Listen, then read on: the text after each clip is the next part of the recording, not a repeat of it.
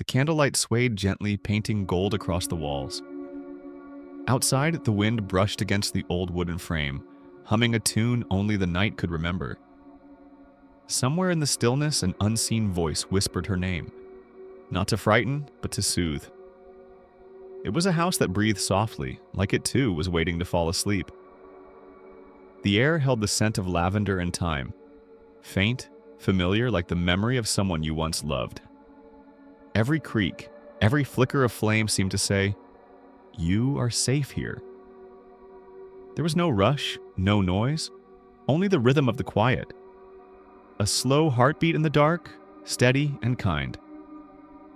The darkness wasn't here to hide anything.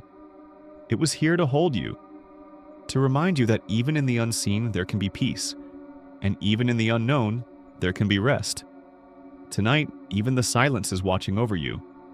Morning came softly to the apartment, the way it always did. Through the thin lace curtains that swayed with the breath of the sea, the air carried the scent of salt and something faintly metallic, a reminder that the harbor lay just beyond the cobblestone street. Inside, light spilled gently over a wooden desk, across the rim of a porcelain teacup, and into the hollow quiet that had become Arthur Miles's world. Arthur was 68. His bones carried the quiet dignity of time, the kind that creaked, not with complaint, but with memory. He lived alone on the third floor of an aging building whose walls were the color of faded parchment. Every step on the wooden floorboards whispered softly, like someone sighing in the next room. He didn't mind. After all, the house had been speaking to him for years. His days unfolded with ritual precision. At 7 sharp, he brewed a cup of Earl Grey in the chipped teapot Eleanor had loved. She used to hum as it steeped, a low, wordless tune that lingered in the air long after her passing. He still heard it sometimes, or perhaps imagined it, between the soft hiss of steam and the clink of the teaspoon against porcelain. The clock on the mantel, his father's old grandfather clock, ticked with patient certainty. Each second was deliberate, measured, reassuring. It reminded Arthur that time still moved, even when he felt it shouldn't. He spent his mornings at the desk by the window, surrounded by books whose spines had curled from age. The scent of paper and dust was comforting, the perfume of his solitude.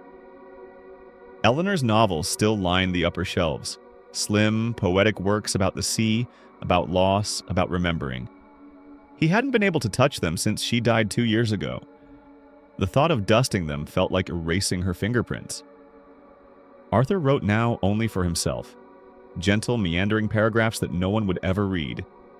He said it kept him company. Words, unlike people, stayed when the room grew silent. Sometimes he would write about Eleanor, but not directly. She appeared as faint characters, women who hummed while the kettle sang, or who pressed wildflowers into pages of forgotten books. Outside, the world carried on. The occasional cry of a gull, the distant sound of a bicycle bell, the low hum of a neighbor's radio. All these small noises folded into the silence of the apartment, like threads in an old quilt. By noon, the light shifted. Dust floated lazily through the air, catching the sun in 1,000 tiny fragments. Arthur would pause, fingers resting on the typewriter keys, watching the particles drift. It was then that the quiet felt almost alive, breathing, expanding, listening. He sometimes spoke aloud, though no one was there to hear. "That's enough for today," he would murmur, setting his glasses down. His voice, low and deliberate, startled him in the stillness. It was strange, he thought, how easily one could forget the sound of their own tone. It was late afternoon when he noticed it for the first time. He had just finished a page, like a short reflection about loneliness and tides. The paper slid from the typewriter, crisp and clean. He placed it neatly on top of the growing stack beside him and leaned back in his chair. The air was still, the window slightly open to the soft hiss of the ocean breeze. He closed his eyes for a moment, letting the faint sound of waves lull him into that half-conscious place between thought and rest. Then, the whisper of movement. A single page turned itself. It wasn't sudden or violent. It was delicate, almost polite. A faint rustle, the soft sound of paper brushing paper. Arthur opened his eyes slowly, expecting perhaps a draft, though the air was calm. The curtains hung motionless. The window pane did not tremble. The top page of his manuscript had flipped over. He blinked. For a long moment he did nothing, only stared at it. The neat black letters facing down, the blank back of the page now staring upward. He waited as though the room might offer an explanation. None came. The silence resumed, undisturbed, like the ocean after a wave had passed. Arthur exhaled a quiet laugh. "Old houses," he murmured. "They breathe with you." He straightened the page, smoothed it down, and returned to his chair. But when he lifted his hands back to the typewriter, a strange thought lingered. Soft, absurd, but impossible to shake. It hadn't been the air, he was sure of it. He'd felt something in that sound. Well, not wind, not chance, but intention. And yet, it didn't frighten him. If anything, it comforted him. Like an unseen hand reaching out, reminding him he wasn't entirely alone. He looked toward Eleanor's shelf. The afternoon light had dimmed, the edges of her books glowing amber in the fading sun. A warmth spread in his chest, slow and quiet. For the first time in months, Arthur felt something stirring. Not fear, not grief, but presence. He whispered almost tenderly, "Good afternoon, my love." And somewhere, deep within the hush of the apartment, a floorboard answered. One soft creak, as if someone had taken a single careful step. Night arrived, not with darkness, but with a kind of velvet quiet.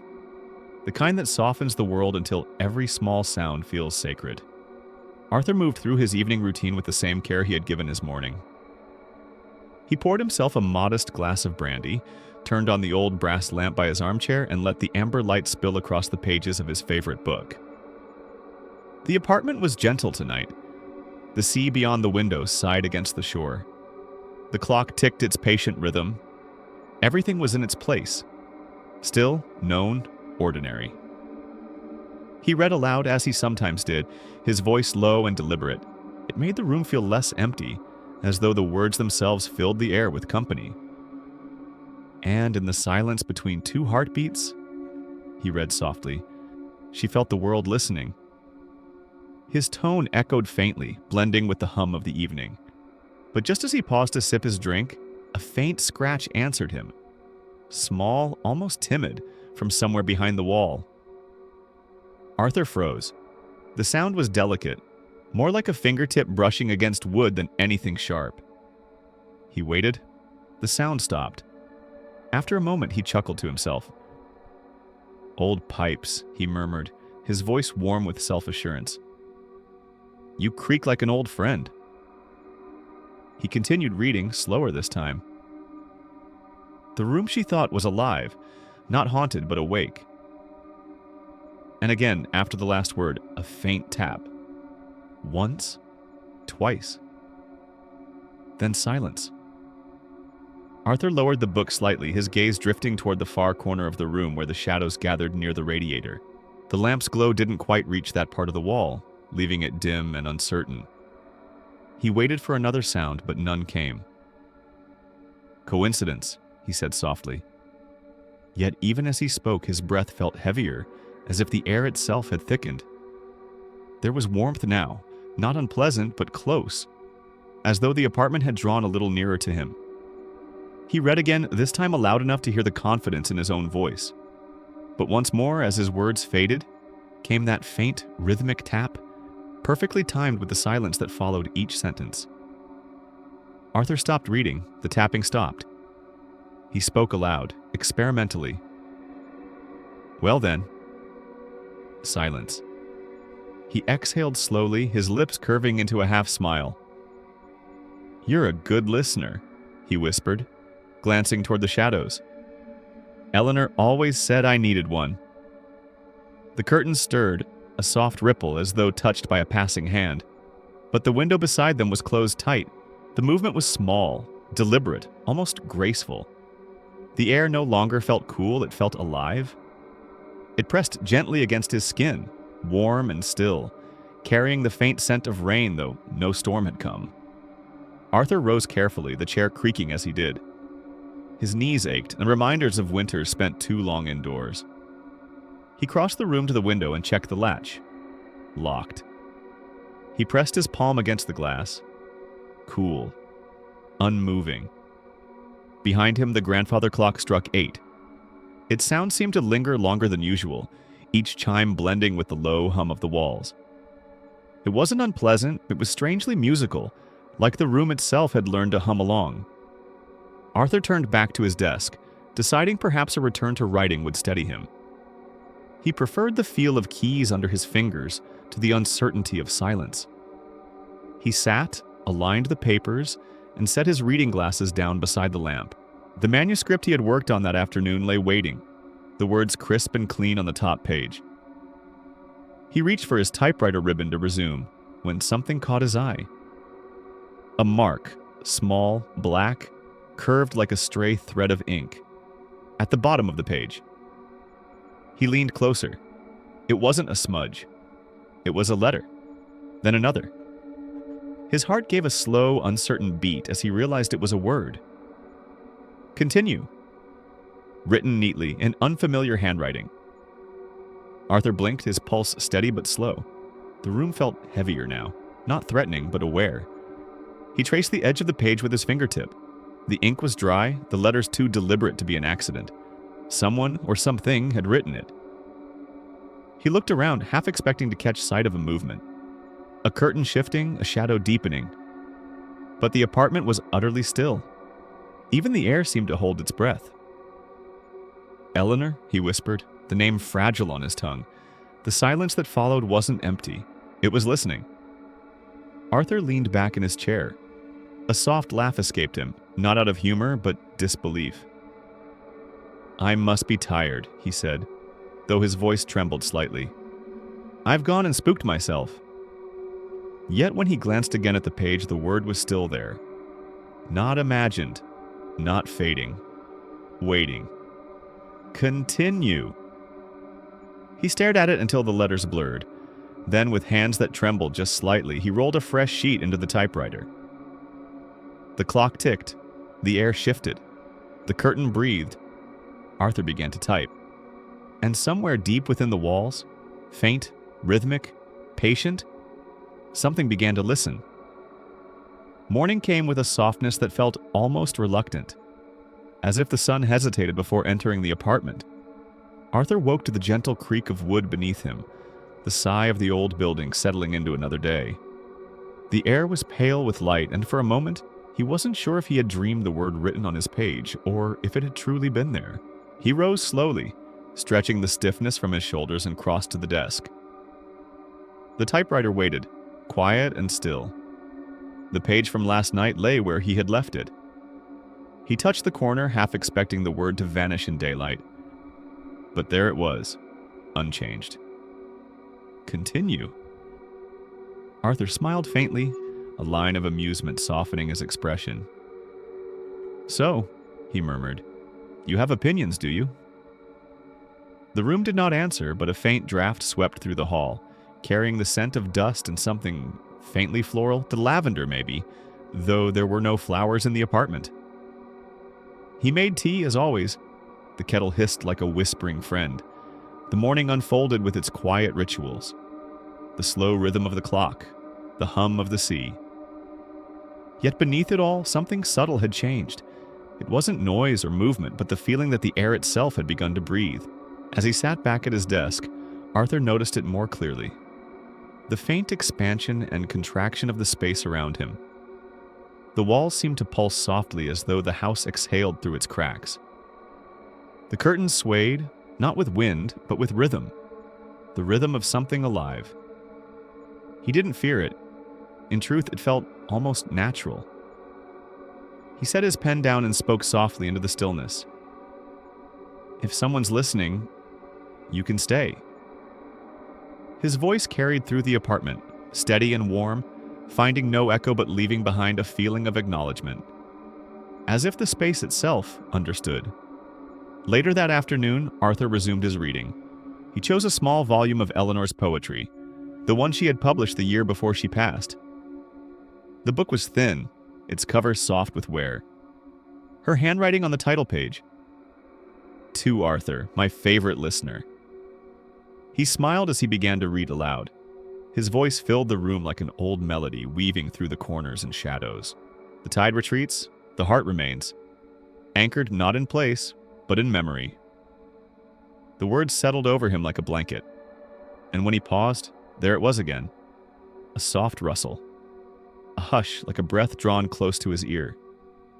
Not cold, not ominous, just present.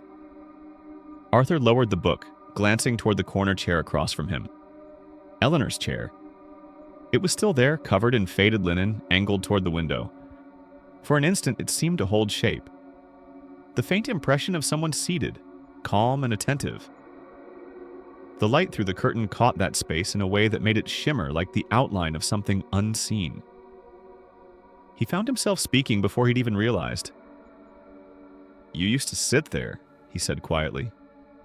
"When I read drafts out loud, you'd close your eyes and I'd pretend you were asleep." A floorboard answered, one slow creak beneath the chair. Arthur smiled. That night he made a choice. He set the book by the lamp, brewed his tea, and sat back down in his armchair. He turned off the clock, letting the silence stretch, long, uninterrupted, alive. Then he began to read aloud again. His voice was soft but certain, each word deliberate. The apartment listened. The curtains moved gently, though the window remained shut. The light from the lamp flickered once, briefly dimming, as though someone had leaned closer to hear. There was no fear in Arthur's heart, only warmth, deep and strange. He felt as though he'd stepped back into an older time, when evenings were made of stories and breath and quiet companionship. He read until his voice grew hoarse, then paused. "I suppose that's enough for now," he whispered. The silence that followed was kind. It wrapped around him like the touch of a familiar hand. Arthur closed his eyes, letting his head rest against the chair. The air moved softly, brushing against his cheek.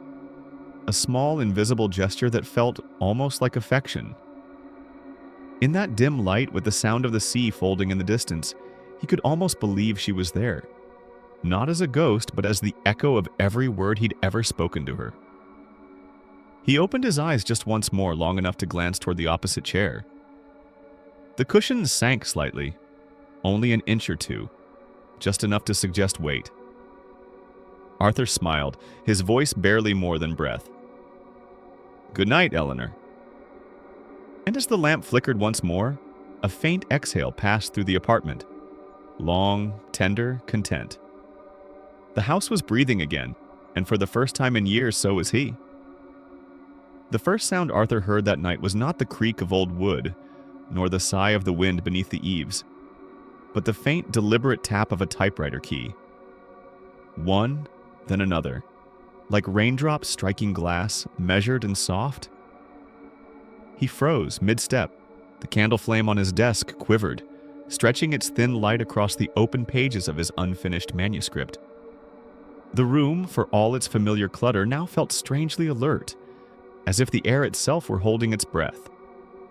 Arthur leaned forward. The typewriter, his faithful old Remington, stood at the center of his writing table. Its keys moved gently, almost shyly, pressing themselves down without any visible hand. Letters appeared, one after another. The ribbon trembled as if alive. He should have been terrified, but he wasn't. There was something graceful in the motion, something deliberate and kind.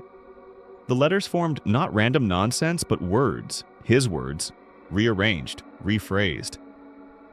The ghost, if that was what it was, seemed to be editing him.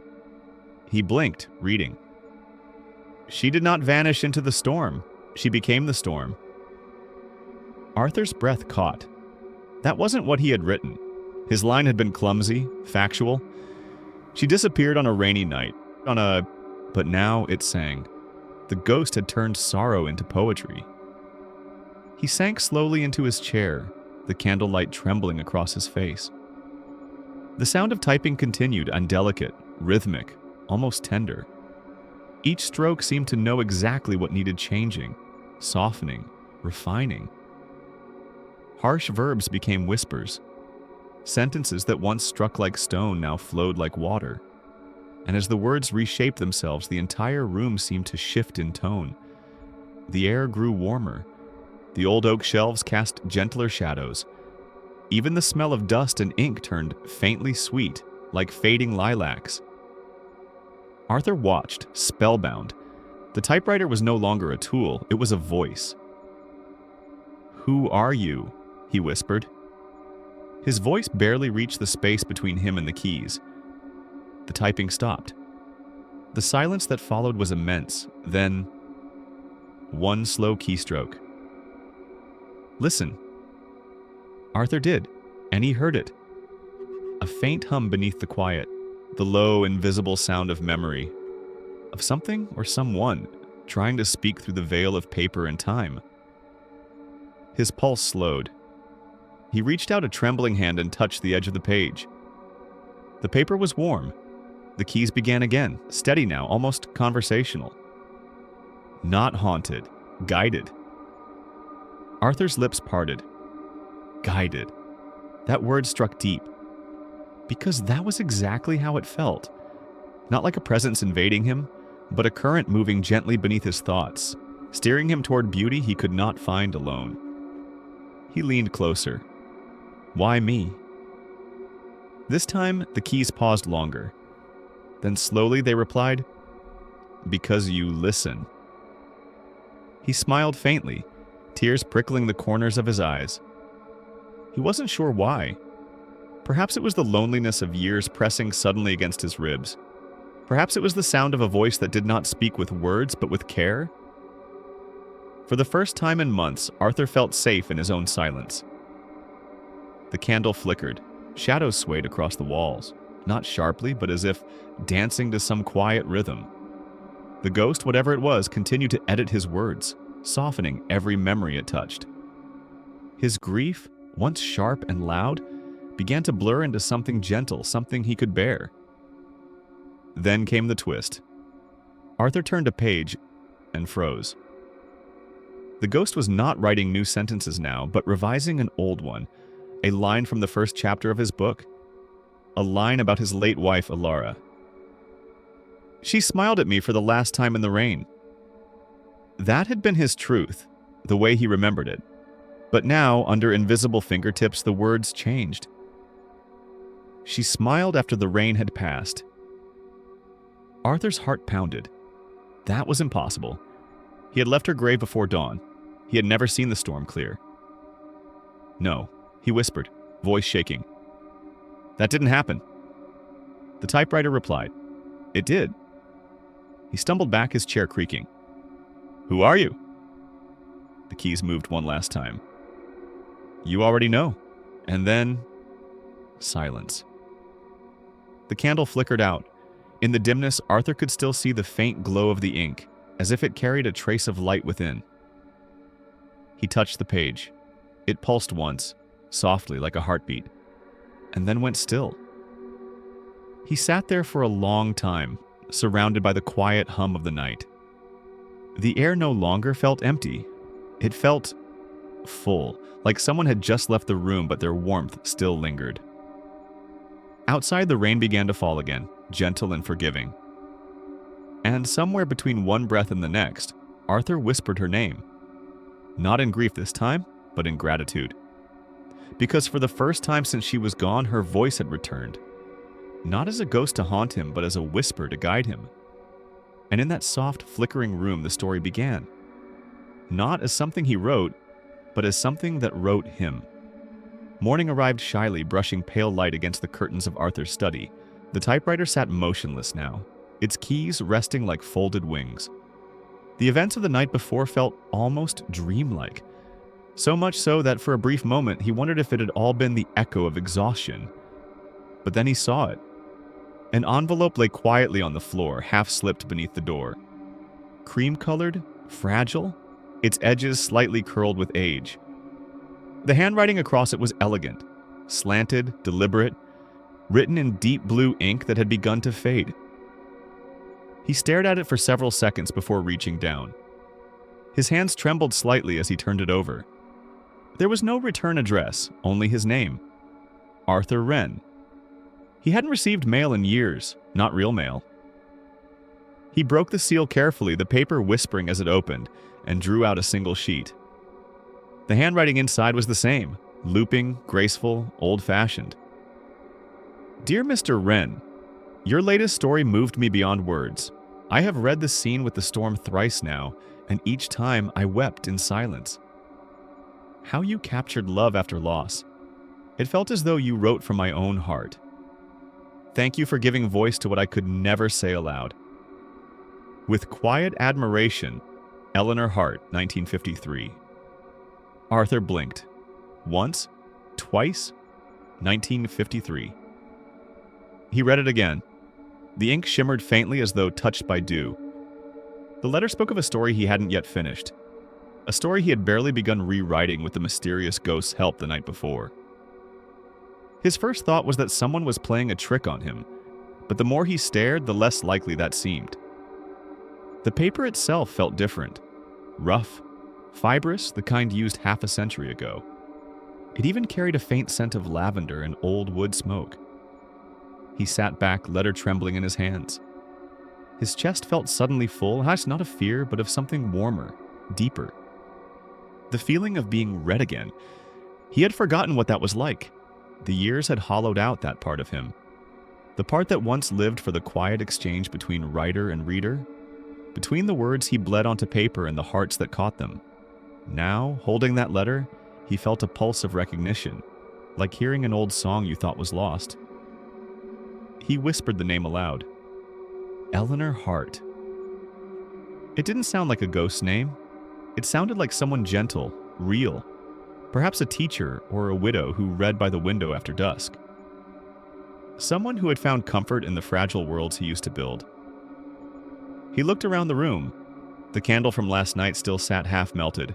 The typewriter, though, still seemed to be waiting. Did you send this? He asked softly, as though the ghost might answer. A faint breeze slipped through the crack beneath the door, enough to make the edges of the letter flutter. Then the air grew still again. Arthur's gaze drifted toward the shelves where his old work sat in quiet disarray. His first novels, The Evening Clock, A Quiet Harbor, The Thread Between Us, all written in the days when words came easily and loneliness hadn't yet found him. He could see himself then, younger, hungrier, sitting in this very room when it was brighter, when Alara would bring him tea at midnight and kiss his shoulder before he returned to the keys. Those were the years when readers wrote letters by hand, each one a bridge between hearts. He still remembered the thrill of receiving them, the rustle of envelopes, the smell of ink, the delicate folds that carried someone else's breath across miles. He remembered answering each one personally, a ritual of gratitude that tethered him to the world. And then one day the letter stopped. The world changed. People stopped writing. Publishers stopped calling. His hands slowed. The silence grew. Until now. Arthur rose and walked to the window. Outside fog rolled lazily through the garden, wrapping the trees in silver. He held Eleanor's letter up to the light. And for an instant he thought he saw faint handwriting on the back of the page, as though words had been written and then erased long ago. He turned it over. The marks were faint, ghostly, but he could just make out the impression of a line. I hope you never stop writing, no matter how quiet the world becomes. Arthur's throat tightened. It was such a simple sentence, yet it pierced through the years, through all the nights of doubt and solitude. Whoever Eleanor was, or had been, she had found him again, across time itself. He looked back at the typewriter. The silence in the room was no longer empty. It felt expectant. He sat, placed the letter beside the ribbon, and touched the keys gently, like touching the hand of someone unseen. I suppose we continue then, he whispered. The keys pressed down, one, then another, slow, deliberate. Words appeared across the paper. She found his letter at dawn, and though the world had changed, his words still reached her. Arthur smiled, eyes glistening. Yes, he murmured. That's exactly how it feels. Outside, the first bird of morning began to sing, and for the first time in years, Arthur felt alive again. Not because he was writing, but because someone, somewhere, maybe in another life, another decade, was listening. The fog thickened around the house, but the study glowed softly, filled with the quiet warmth of connection. Between times, between souls, between those who write and those who read. And in that timeless stillness, Arthur Wren began to believe that no story ever truly ends. It simply waits to be found again. The clock struck midnight softly, and a low, rounded chime that seemed to hum through the floorboards. Arthur sat at his desk, surrounded by the quiet rhythm of the sea wind brushing against the glass. A single candle burned before him, its flame swaying slightly as though listening. He had begun to make peace with the strange rhythm of his nights. The loneliness that once wrapped him like a second skin was loosening, replaced by something gentler. A sense of company, faint yet unmistakable. Tonight the air felt different. Not ominous, not heavy, just attentive. Arthur adjusted his spectacles and smiled faintly. "Well then," he said aloud, voice low but steady. "Shall we begin?" He placed his latest pages before him, cleared his throat, and began to read. The tide returned at dawn, carrying with it the echoes of forgotten voices. His voice carried softly through the room, weaving between the shelves, between the quiet breaths of the candlelight. The apartment felt alive, the air warm, breathing with him. When he paused, the silence waited. A silence that wasn't empty but listening. He smiled. "Did you like that line?" 3 soft knocks answered from somewhere behind the wall. Deliberate, patient, like fingertips on old wood. Arthur froze. Then slowly the corners of his mouth lifted. 3 knocks. So that's a yes, is it? Silence. He laughed, the sound warm and unguarded. "Ah, so you can hear me." He tried again. "Would you like me to continue?" 3 knocks. He leaned back, chuckling softly. "Well then, my editor has returned from beyond the veil." He continued reading, and with every pause came a reply. 3 knocks for yes, 1 for no. It became a rhythm, a quiet duet between life and something just beyond it. At one point he faltered mid-sentence, uncertain about a phrase. "Too sentimental, perhaps?" he asked. 1 knock. "Too restrained, then?" 3 knocks. Arthur laughed again, shaking his head. "Ah, you've got an opinion about everything, haven't you?" The candle flickered as though amused. The conversation went on, quiet but full as the night unfolded around them. The room felt smaller, cozier, a haven of whispers and warmth. The clock's ticking became almost musical, blending with the faint groans of the old apartment's bones. Between sentences, Arthur caught himself talking not just to the ghost, but to the air, telling stories from his youth, memories of literary parties and long nights spent editing beside his late wife. The ghost listened with the patience of a friend. He spoke of the letter he'd found that morning, of Eleanor Hart and her mysterious note from 1953. "Strange, isn't it?" he said quietly. "How words can travel farther than the people who write them." 3 gentle knocks followed, as if in agreement. He sighed. "Do you ever miss the world? The smell of rain, the sound of the postman, the feeling of holding a real book?" A long pause, then one single slow knock. Arthur's smile faded slightly. "Yes," he murmured. "I thought so." "Ha!" The flame quivered, drawing shadows against the ceiling. He stared at it for a long moment, the reflection trembling in his eyes. Then, as he reached for a blank sheet to start a new paragraph, he noticed something strange.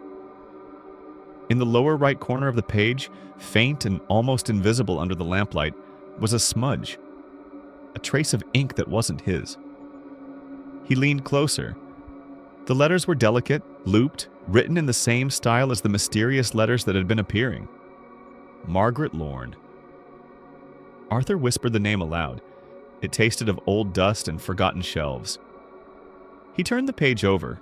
Nothing. Then again, in the faint corner of another blank sheet. The same name. A shiver passed through him, but it wasn't fear. It was recognition.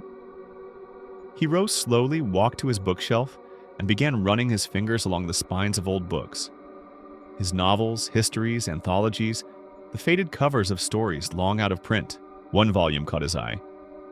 New Haven Public Library Catalog, 1949. He pulled it out, flipping through its brittle pages. And there, on the inside cover, written in a clerk's neat handwriting, Head Librarian Margaret Lorne. He exhaled softly, his heart stirring with wonder. A librarian? It made sense somehow, the invisible editing, the gentle corrections, the reverence for words. A soul bound to books still wandering among them. He turned back toward the desk. Margaret, he said gently, is that your name? 3 soft knocks answered. Arthur smiled through the faint prickling of tears. You've been helping me write again. 3 knocks. Then, I suppose we're in this together, aren't we? The candle flame steadied, glowing with quiet affirmation. Arthur sat down once more, the manuscript before him, the ghost nearby. Together they worked in harmony, man and spirit, writer and reader, their words blending across the thin veil that separated their worlds. Outside, the tide rolled in, whispering against the shore like the turning of pages. And for the first time in years, Arthur didn't feel old, or alone, or forgotten. He simply felt accompanied by someone unseen, someone who understood the sacred silence between words. As dawn began to brush its pale fingers across the horizon, Arthur whispered, "Good night, Margaret." 3 gentle knocks answered, like a lullaby beneath the floorboards. And then the house exhaled, soft, steady, peaceful, as if both of them were finally breathing in the same world again. The next morning, a gentle drizzle swept across the coast, tracing ghostly fingers down the fogged window pane of Arthur's apartment. He stood there for a moment, cup of tea in hand, watching the harbor blur into shades of gray. Somewhere below, a gull cried, a sound both distant and achingly human. He hadn't slept much. His dreams had been filled with the whisper of pages turning, the faint brush of fingertips over paper, and the steady rhythm of 3 gentle knocks. Each time he awoke, he felt the presence still near, a quiet companionship that hummed at the edge of waking life. When the sun climbed weakly behind the fog, Arthur put on his wool coat, slipped Margaret's name into his pocket on a folded sheet, and left for the library.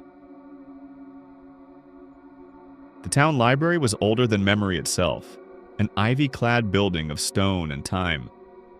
Its tall windows caught the faint light like half-open eyes. The moment he stepped through the heavy wooden doors, Arthur was greeted by the familiar perfume of dust and paper, a smell that always felt like coming home. The librarian on duty, a young woman with kind eyes, greeted him with a polite smile. "Good morning, sir. Can I help you find something?" Arthur hesitated. "Yes, I'm looking for records about a woman who once worked here. Margaret Lorne." Her brows lifted slightly, then softened. "Ah, the name sounds familiar." She gestured toward the reading room. "You're welcome to check the staff archives in the back, though most of our wartime records are fragmentary." Arthur thanked her and made his way through the aisles. The whisper of his shoes against the old wood floor sounded almost reverent.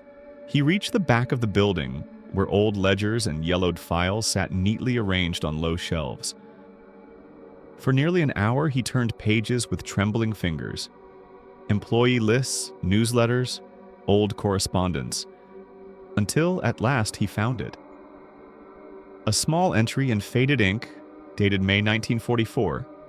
Margaret Lorne, head librarian, known for her outreach efforts during the war, organizing reading circles for soldiers stationed along the coast.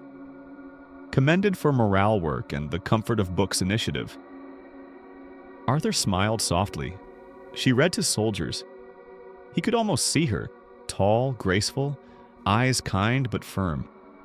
A woman who believed that words could shelter souls even when the world was burning. Another page revealed a clipping from the New Haven Herald. Local librarian missing during blackout. Last seen carrying lanterns and borrowed books for the troops. Believed lost during the coastal storm. He closed the folder slowly. His heart was caught between sorrow and awe. "She never left," he whispered. "She stayed with the stories." He wandered deeper into the archives, drawn by something, intuition perhaps, or the invisible thread of her memory.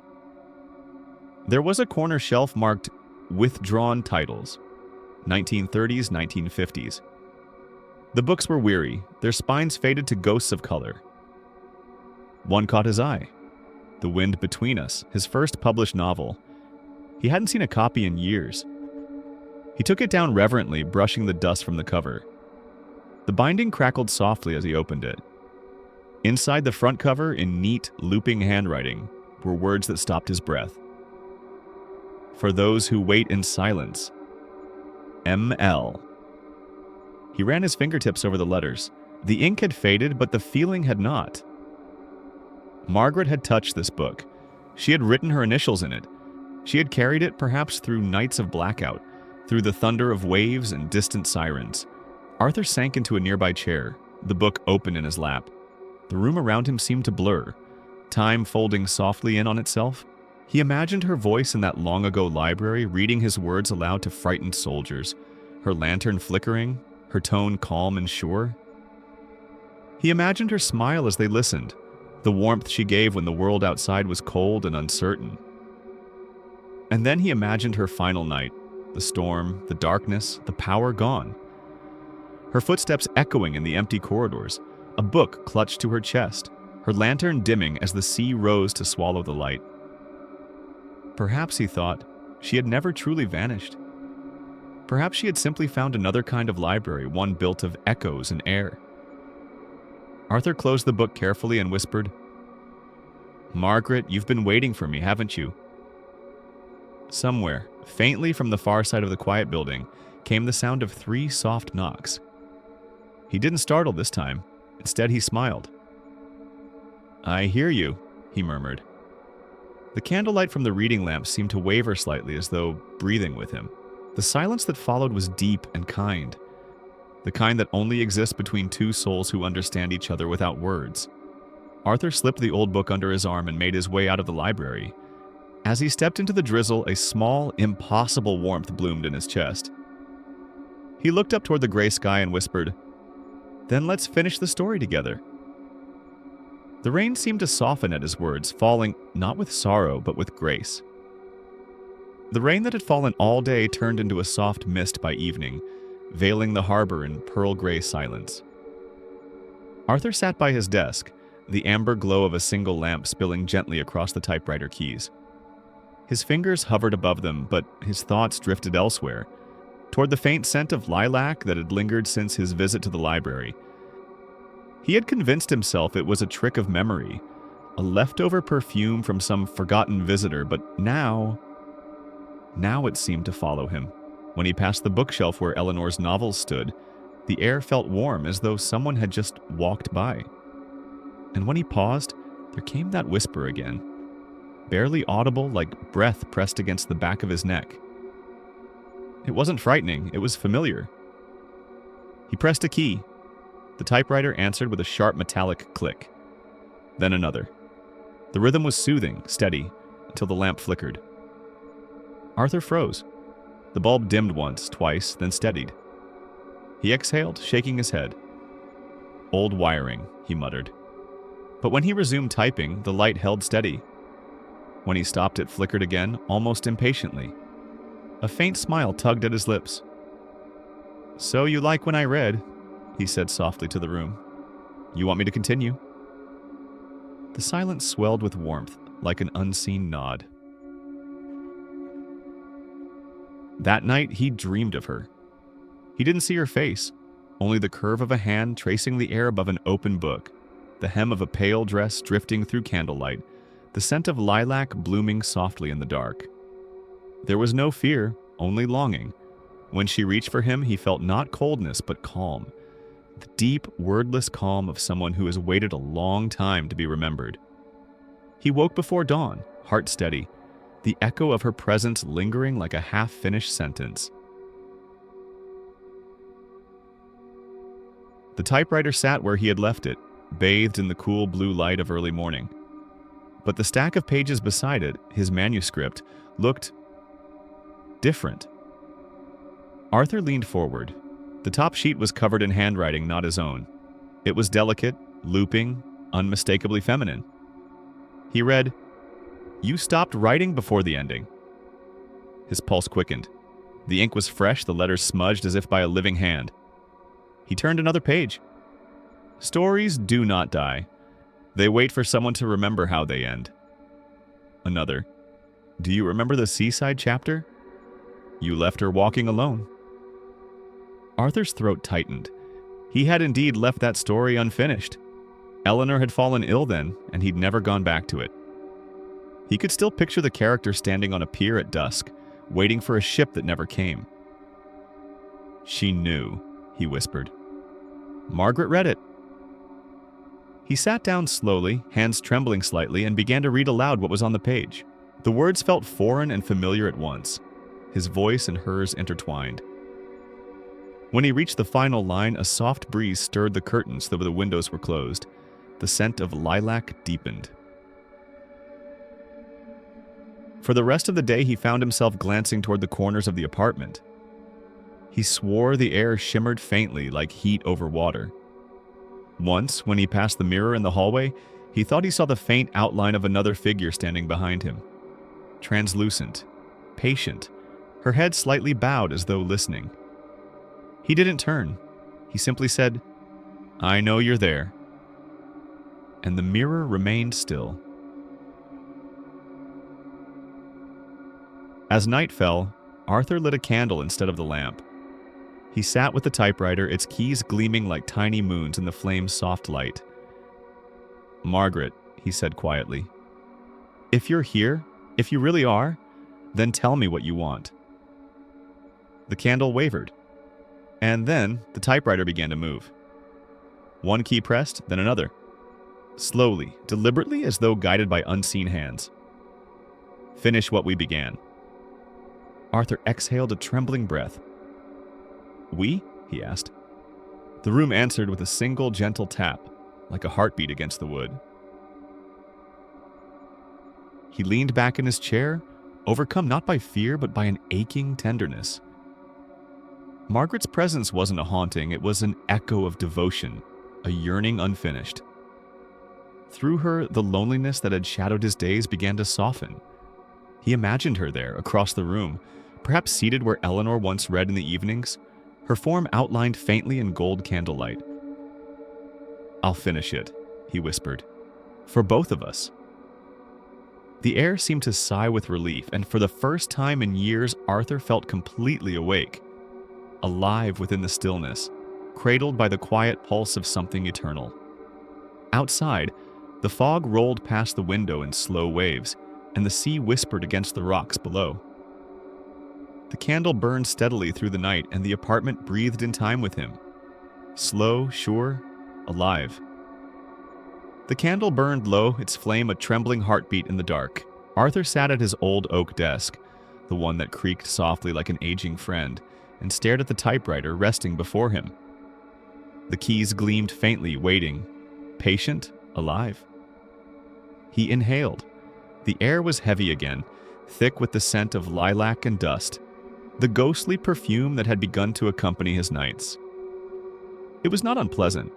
In fact, it reminded him of spring mornings long ago, of library corridors and sunlight filtered through lace curtains. But tonight, the air seemed to listen. He lit another candle, its light pooling across the paper. The room looked softer that way. Shadows became less like threats, more like memories leaning closer. "What do you want from me?" Arthur whispered. The silence pressed back, deep and velvety. He could hear the faint ticking of the clock on the mantel, the slow crackle of the candle wick, and then a sound. Click! One typewriter key had pressed itself gently, as though testing the air. Arthur froze, watching. Another click followed, then another, forming slow, deliberate words across the paper. His breath caught as the machine spelled them out. A conclusion. He swallowed. His throat felt dry, fragile. A conclusion. To what? The keys hesitated, then began again, the rhythm careful and almost tender. To what was left unfinished. The air trembled slightly as though the room had exhaled after holding its breath too long. The lilac scent deepened. Or perhaps his mind filled it in, painting memory over air. Arthur leaned forward. His voice, though quiet, carried the ache of years spent talking to no one. "Margaret, is that you?" For a long moment, nothing. Only the candle flame dancing, small and defiant. Then, 3 soft taps against the table. "Yes." He smiled, though tears pricked his eyes. "You've been waiting all this time, haven't you?" Another pause. Then, tap, tap, tap. Arthur leaned back in his chair. His gaze softened as he looked toward the typewriter, as though seeing not a machine but a presence. Gentle, yearning, unfinished. He remembered reading about her disappearance, the librarian who vanished in 1944 during the war when London's lights went dark. A blackout, a bomb raid, and then nothing. Her name never spoken again, except in old newspaper columns, but here she was, still waiting, still reading. He looked down at the page again. "You want me to finish your story," he murmured. The typewriter did not move, but the flame flickered sharply. Once, twice, as if in agreement. Arthur reached for the page, running his fingertips over the faint ridges of the typed words. They were warm. That startled him. Paper was never warm. He thought about all the stories he had abandoned. Drafts half-written, endings left unresolved, lives he had created and then forgotten. Maybe ghosts were just echoes of stories that never found their closure. The candle guttered. Its light dipped low, and for a moment the entire room seemed to sigh. Arthur began to speak, his voice barely above a whisper. "Then let's finish it together." He rolled a new page into the typewriter. The keys trembled faintly as though eager. His fingers hovered above them and then, not knowing where the words came from, he began to type. Once there was a woman who believed stories could keep people alive. The keys joined in, moving faster now, echoing his rhythm. Words flowed as if from 2 hands instead of 1. The candlelight flickered in harmony with their pace. For the first time in years, Arthur felt the room breathe with him. Alive, purposeful, gentle. As the hours passed, dawn's faint light began to press at the edges of the curtains. The story was nearing its end, and he could feel her presence growing softer, lighter, like mist lifting off the sea. He whispered into the quiet, "Will you leave when it's done?" No taps answered, only the faint hum of morning air. He wrote the final line, a simple one. And when the story found its ending, she smiled and disappeared into the page. The typewriter stopped. The candle flickered once more, then stilled. Arthur looked around. The air was still warm, still kind. He wasn't alone anymore, not in the haunting way, but in the way that stories live with us. He smiled softly and whispered, "Good night, Margaret." The flame bowed low, as if returning the farewell, and the house exhaled. One last tender breath. The attic had always been a place Arthur avoided. Too many boxes, too much dust, and far too many echoes. Yet that morning, something pulled him upward. Perhaps it was the faint trace of lilac that drifted from beneath the door. Or perhaps it was the typewriter's last whisper, still ringing in his ears. A conclusion. He climbed the narrow staircase, the boards sighing under his weight. The light was weak there. Thin ribbons of dawn filtered through the small, round window, turning every dust mote into a drifting memory. He hesitated at the top, the silence of the attic stretching like a held breath. Then he saw it, a small wooden trunk pushed against the far wall. Its brass corners were dull with time, its leather straps cracked. But the sight of it stirred something familiar in him, a pulse of recognition. Arthur knelt beside it and brushed away the layer of dust. The lock had long rusted. A gentle tug was enough to open it. Inside, he found stacks of yellowed paper bound with brittle twine. His own handwriting stared back at him. Crooked, impatient, alive. Rejections, forgotten drafts, abandoned beginnings. He smiled faintly. Ah, the ghosts I made myself, he murmured. One bundle caught his attention, thicker than the rest, bound with a ribbon that had once been red. He untied it carefully, the paper trembling as though relieved to feel hands again. On the first page, in faded ink, were the words, "The Letters Between Us," by Arthur Hale and M.L. He frowned. M.L. The initials stirred a soft ache in his chest. He could not recall ever publishing anything with a co-author. Yet as he flipped through the pages, memories began to seep through. The faint image of correspondence during the war years, letters exchanged between himself and a librarian in Kent. Margaret Lorne. Her name came back to him like a long-lost melody. He remembered those letters now. The way she wrote about keeping the library open through the bombings, how she slipped his novels into soldiers' packs for courage. He had replied awkwardly at first, then with warmth, gratitude, something deeper he never dared to name. They had started drafting a story together, a simple idea born in the darkness of wartime. A soldier at the front and a librarian back home, exchanging letters filled with fragments of hope. It was meant to be fiction, but in every line their real words bled through. Arthur lifted one of the sheets, tracing his own ink with his thumb. Halfway down the page, the handwriting changed. Neater, lighter, unmistakably hers. Dearest Arthur, if the world ends tomorrow, promise me you'll finish the story. Some words deserve to survive even when we do not. The ink had faded almost to ghost gray, but the sentiment shone bright. Arthur closed his eyes, hearing her voice in his mind, one soft, firm like the turning of a library page. So she had been real. Not just a phantom of the house, not just a whisper from his typewriter. Margaret Lorne had existed, a woman of paper, of words, of light in the darkest nights. And somewhere, between the bombings and the silence, she had vanished. Arthur sat back on his heels, the manuscript heavy in his lap. His breath came slow, measured. The attic seemed to hum faintly around him, as if the walls themselves were aware of what he held. He whispered, almost to himself, "You've been trying to remind me all along, haven't you?" A faint sound answered him. A soft creak like the weight of footsteps moving across the old wooden floor. He did not turn. He didn't need to. He smiled. "Margaret, you were my first reader," he said quietly. "And my unfinished story." The wind outside stirred the eaves, and for a moment he could have sworn he heard a woman's voice. Faint, distant, threaded with warmth. Whisper back, "Then finish it, Arthur." He looked again at the title page, his fingers trembling as though touching something sacred. Beneath the faded ink of "The Letters Between Us," he noticed faint new words, written in delicate, unfamiliar script, as if they had appeared only moments ago. "I'm still reading." The candle in his hand flickered, though no breeze stirred. He closed the box gently, pressing his palm over it as if to thank it for remembering. Arthur rose, his old knees protesting, but his spirit lighter than it had felt in years.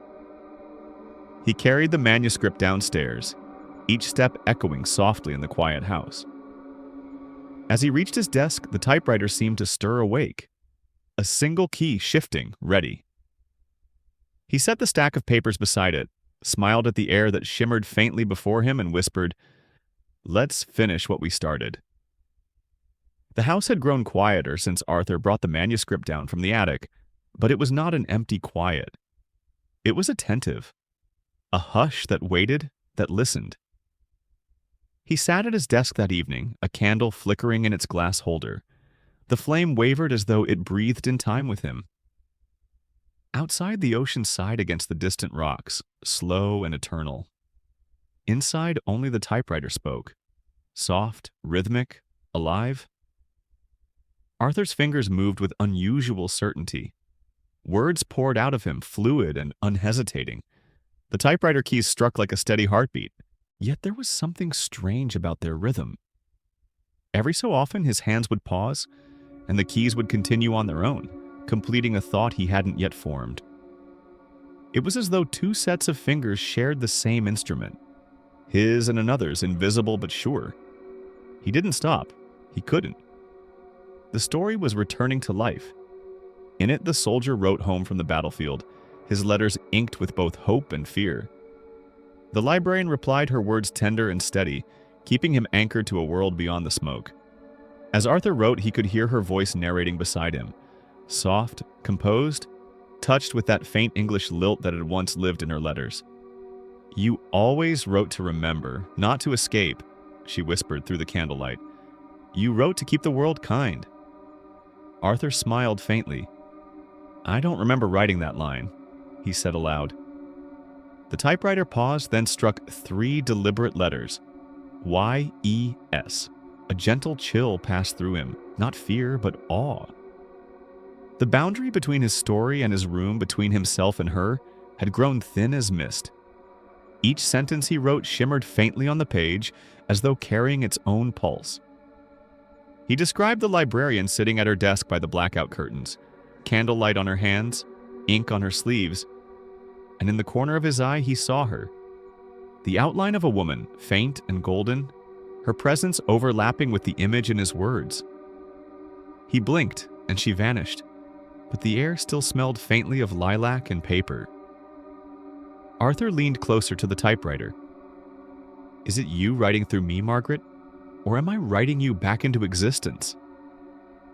The candle hissed. Then a whisper, and so close it could have been his own breath, turned against him. "Both." He sat very still. The flame swayed but did not go out. He could feel warmth radiating from the chair across from him. The same chair that had once seemed so painfully empty. Now it seemed occupied. He looked at the page he had just written. The story had moved far beyond what he remembered. The soldier's final letter, unfinished in the original draft, was now completed. "If I don't return," the letter read, "promise me you'll finish reading what we began." Arthur's eyes stung. His throat tightened. He whispered, "You kept your promise, didn't you?" The typewriter clacked once, and the sound like a heartbeat echoing through the room. He kept writing. Hours passed unnoticed. Words became images. Moonlight across the floorboards, the hum of the sea, the faint smell of her perfume. The story unfolded as if guided by unseen hands. His sentences grew gentler, more alive. He wasn't crafting them, he was channeling them. Every keystroke sounded like an invocation, every line another step towards something vast and sacred. Then, as midnight deepened, the candle flickered violently. Arthur stopped typing. The air had changed, denser now, filled with a subtle hum, like wind pressing against glass. He could feel her there beside him, close enough that the hair on his arms rose. "Margaret," he whispered, "what happens when the story ends?" For a moment there was silence, soft, infinite. Then, in that hush, he heard her voice, clear as breath against his ear. "When it's done," she said, "I'll rest." The flame steadied. The typewriter stopped moving.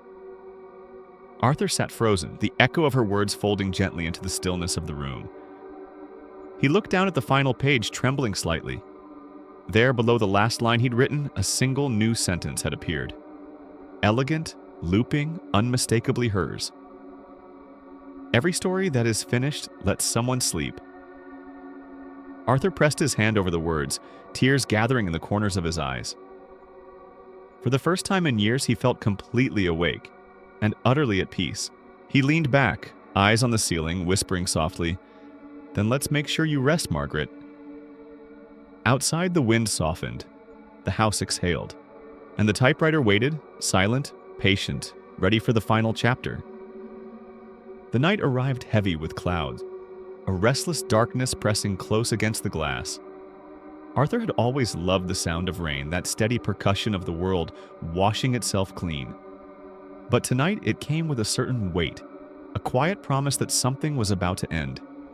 Wind scraped its voice across the old apartment walls. The sea, just beyond the horizon, howled and crashed like a living thing. Arthur sat at his desk, wrapped in a shawl, the candle's flame bending low, as if in reverence to the coming storm. The typewriter waited in front of him, keys faintly gleaming in the soft light. The air smelled of wax and salt. He could feel the atmosphere vibrating, and as though the entire house was holding its breath. He began to type. Slowly, deliberately, each word fell into place. The soldier's story was nearing its end. His letters grew softer, filled with gratitude rather than fear. The librarian's replies carried the tone of a woman who had already learned to say goodbye. Arthur's fingers trembled, but not from weakness. It was something deeper. The ache of completion, the strange grief of letting go. Outside, thunder rolled, long and low, like the sky speaking in its sleep. The lights flickered once, then failed. Darkness swallowed the room, save for the candle. For a heartbeat, Arthur could see nothing. Then lightning struck, a searing white flash that split the night. In that instant, he saw her. The silhouette of a woman standing near the desk, calm, patient, her outline formed of light and dust. Her hands rested gently over the pages of his manuscript.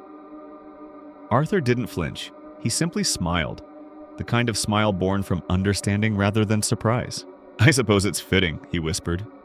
We finish in the dark. The wind moaned through the cracks of the window pane. The candle's flame wavered and steadied again. He began to type once more, the sound soft and deliberate in the deep hush of the storm. Each stroke carried more meaning than words could hold. He wrote of the final meeting between the soldier and the librarian, how they sat together in silence, hands touching across the table, knowing the world outside would soon change forever. He described her eyes luminous and filled with memory, the way she whispered, "Even when you stop reading, I'll still be listening." The candle flickered. Another flash of lightning and another glimpse of her face. This time she was closer. Her expression was tender, almost maternal. Gratitude and sorrow mingled in the same glance. Her lips moved, but the sound came like a sigh within the walls themselves. "Thank you." Arthur's vision blurred. He blinked the tears away and placed his hands once more upon the keys. He knew the sentence he was about to type would be the last. The end she had been waiting for. And she turned the final page. He paused, the words still warm on the paper. The candle guttered, its light dancing wildly. The wind rose in a final surge, rattling the windows. Then, silence. A soft exhale filled the room. It wasn't the storm, nor the sea, nor Arthur himself. It was something quieter. A sigh, as if the house itself had just released its breath. The flame steadied. The shadows softened. Arthur sat still for a long time, watching the page curl slightly at the edges. The typewriter keys glimmered faintly in the candlelight, no longer restless, no longer moving. He whispered into the stillness, "Is that enough, Margaret?" No reply, only the sound of rain easing against the window, gentler now, as if the storm had drifted elsewhere. He leaned back in his chair, exhaustion wrapping around him like a blanket. A peace he hadn't felt in decades settled into his bones. The silence felt different now, not empty but fulfilled. The candle burned lower, shrinking into itself. Arthur closed his eyes, smiling faintly. Somewhere deep within the quiet, the faintest sound of a page turning echoed once more. Just one. Then all was still. Outside, the storm passed over the sea, leaving behind the hush of dawn and a home that finally, after so many years, knew how to rest. Morning came in soft gray layers. The storm had passed, leaving the world rinsed and hushed. A faint light trickled through the salt-streaked window, brushing over Arthur's typewriter, the still candle, and the final page resting in the tray. Words perfectly aligned, no smudges, no hesitation.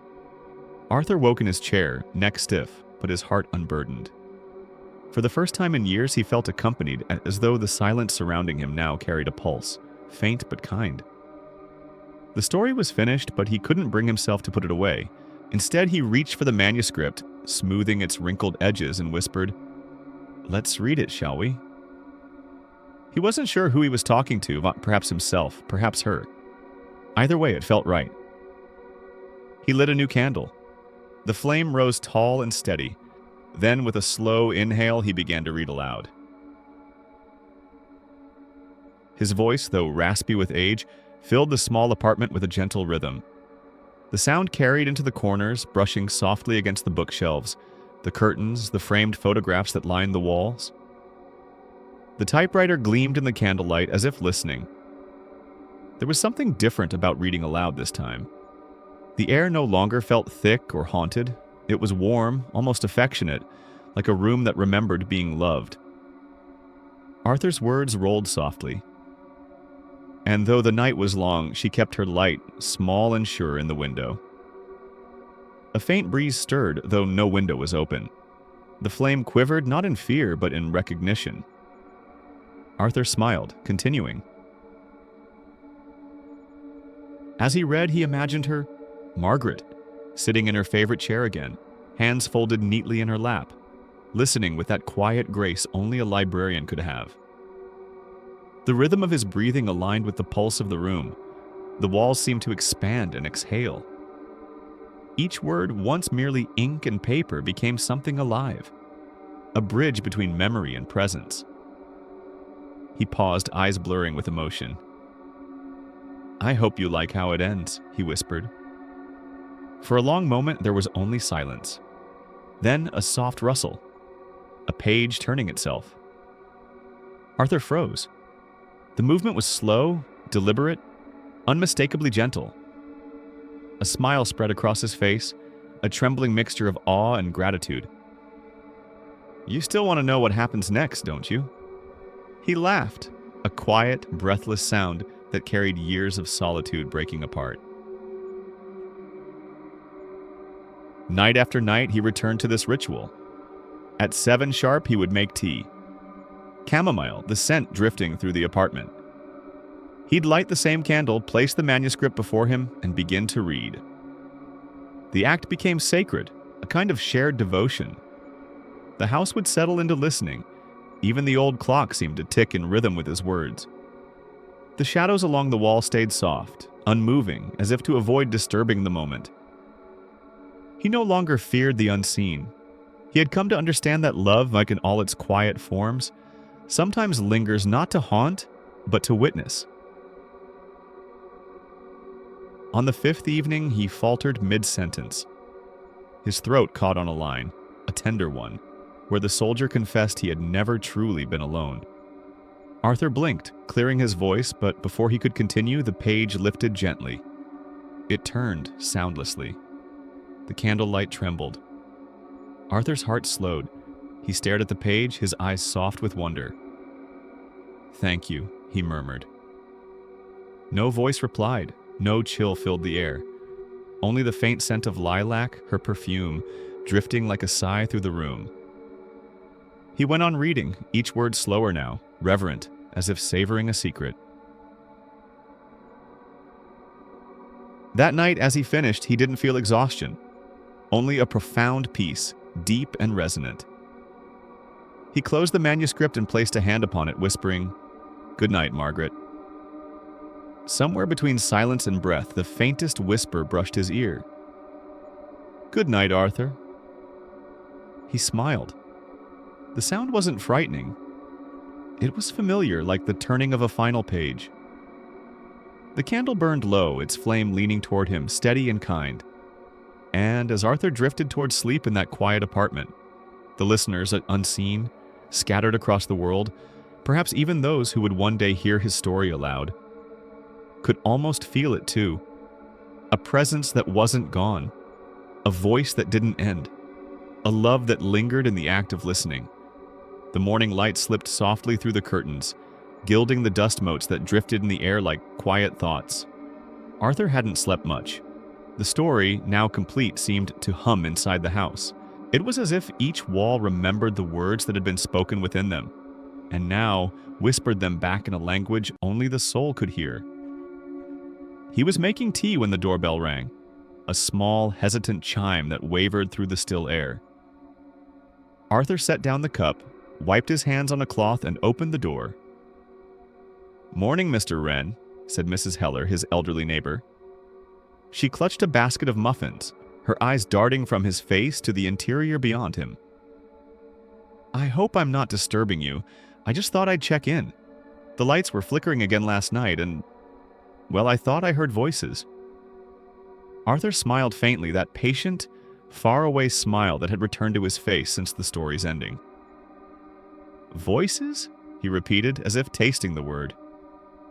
Yes, Mrs. Heller said, lowering her voice.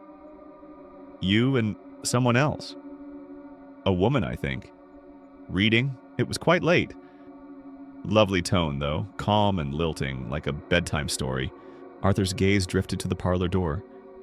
Behind it, the typewriter sat silent upon the desk, a candle melted low beside it. The faintest hint of lilac still perfumed the air. Ah, he said softly. That would have been me. Mrs. Heller tilted her head, unconvinced. Both voices. He met her eyes then, kind, unguarded, but unreadable. Perhaps, he said, the story wanted to be heard twice. For a moment she simply stood there, unsure whether he was jesting. Then she smiled politely, the way one does when humoring gentle eccentricity. Well, whatever it was, it sounded beautiful, she said. Like two hearts breathing together. Arthur accepted the basket and thanked her. They spoke for a few more minutes. The weather, the creak of the fence, her cat who'd taken to sleeping on his porch. All the ordinary things that tethered life to reality. Yet through it all, Mrs. Heller felt something odd beneath the surface of their exchange. There was a stillness about Arthur's house, but not an empty one. It was a stillness filled with listening, as though the air itself were waiting for the next word to be spoken. When she turned to leave, she paused in the doorway. Your home smells lovely, she said lightly. Lilacs. My mother used to keep a vase of them on her piano. Arthur looked down at the basket in his hands, then back at her. I don't keep flowers, he murmured. She blinked. The fragrance was unmistakable. Gentle, nostalgic, as if carried on memory itself. It drifted past her like a sigh. Strange, she said, her brow furrowing. Not so strange, Arthur replied softly. Some scents linger longer than lives. When she finally left, stepping into the gold of late morning, she carried with her an uneasy peace. The house behind her seemed to exhale. Through the half-open window, she thought she heard a faint sound. The turning of a page and a low murmur of words read aloud. Arthur returned to his chair by the fire, setting the muffins aside. The manuscript lay open on the desk, the candle unlit. You were right, he whispered. Stories are meant to be shared. For a moment, nothing stirred. Then the curtains trembled gently, though the air was still. A whisper brushed against his ear, not quite sound, not quite silence. I was never gone. Arthur closed his eyes, the faintest smile on his lips. The scent of lilacs grew stronger, warm and wistful, like a memory wrapping itself around him. Outside, Mrs. Heller glanced back one last time. Through the dim window, she saw Arthur's silhouette, head bowed, reading softly to the empty room. And though she could not hear the words, she somehow felt their rhythm in her chest. The echo of companionship, the hum of an unfinished love finding its rest. The world around them felt subtly changed, as though the veil between the living and the remembered had thinned, just enough for kindness to pass through. And somewhere, in that hush of two worlds meeting, a ghost turned the page. Morning came quietly, as if afraid to disturb the hush that had settled over Arthur's home. The rain from the night before had stopped, leaving the world rinsed and trembling in light. Dew shimmered on the windowpane like faint tears of dawn. Arthur stirred in his chair by the desk where he must have fallen asleep again while rereading his finished manuscript. The candle beside him had burned down to a soft stub of wax, and the typewriter, that steadfast companion of endless nights, sat motionless, glinting faintly in the pale light. He stretched, slow and deliberate, then noticed something. A single sheet of paper had been rolled into the typewriter overnight. The ribbon was smudged faintly, as if touched by trembling hands. Arthur leaned forward. The air carried that familiar trace of lilac. His heart began to ache before his eyes even reached the words. Centered neatly on the page, in delicate cursive strokes, were the words, "Thank you for finishing what I could not." He sat motionless for a long time, letting the sentence settle in the silence. There was no name, no date, just the finality of completion. Yet the moment he read it, he knew. Margaret. She had left her signature not in ink, but in presence. In the perfume that lingered, in the quiet warmth of the air, in the way the house seemed to exhale after years of holding its breath. Arthur lifted the page as one might lift a fragile relic. His eyes glistened with something that was not quite grief and not quite joy. Perhaps both, perhaps neither. "You were always the ending," he whispered. He placed the note on the desk beside the manuscript, aligning it perfectly with the margin, as though arranging two halves of a heart that had finally found each other. That night, sleep came easily, soft, unresisting, and with it came a dream so lucid it felt less like slumber and more like crossing a threshold. He found himself standing in a vast library. The ceilings were lost in shadow, the shelves endless, spiraling upward like constellations. The scent of paper and lilac filled the air. Lanterns floated between the aisles like patient stars. Everywhere there was the faint sound of pages turning. He walked slowly down an aisle lined with books he had never written, yet somehow knew by heart. As he passed, the covers glowed faintly, as if each title recognized him in return. There were no faces, only presences. Unseen readers whose quiet devotion filled the air with reverence. And there, at the far end of the corridor, stood Margaret. She was exactly as he remembered her from the photograph he had found weeks ago. The librarian in her wartime uniform, a book clasped gently in her hands, her expression serene and kind. But she was luminous now, her form woven of light and memory. Arthur's throat tightened. He wanted to speak but found no words. She raised her hand in farewell, a simple, graceful motion like closing a chapter. Her eyes were tender, full of gratitude.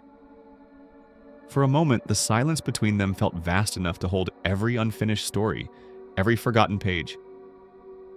And then she smiled, that soft, knowing smile that seemed to say, "You did it. You carried the words home." The dream began to fade. The library's glow dimmed to the hush of dawn. Arthur woke with tears drying gently on his cheeks. The candle was cold. The air was still. Yet something in the room had changed. Lighter, quieter, whole. He rose, approached the mirror by the desk to wash his face. And there, just for an instant, he saw her. Margaret's reflection stood behind him, smiling faintly, eyes full of peace.